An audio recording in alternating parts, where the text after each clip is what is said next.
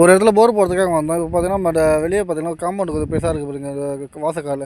இதில் வந்து எந்த வண்டியுமே ஏறல. கஷ்டப்பட்டு நம்ம வண்டியை அப்படியே ஏற்று ஜேசி வச்சு உள்ளே ஏற்றிடாச்சு. அதுக்கப்புறம் பார்த்தீங்கன்னா நம்ம தனி டேங்க் எதுவுமே நம்ம உள்ளே வச்சு வேலை செய்ய முடியாத அளவுக்கு கொஞ்சம் கஷ்டமாகுது. இருந்தாலும் செட் பண்ணி தான் ஆகணும். அதுக்காக நம்ம தனி டேங்க் வச்சு ரொம்ப தூரத்தில் அது 100 அடிக்கு மேலே இருக்குதுன்னு வச்சுங்களேன் இருக்கிற நம்ம மிஷினுக்கும் அதுக்கும்.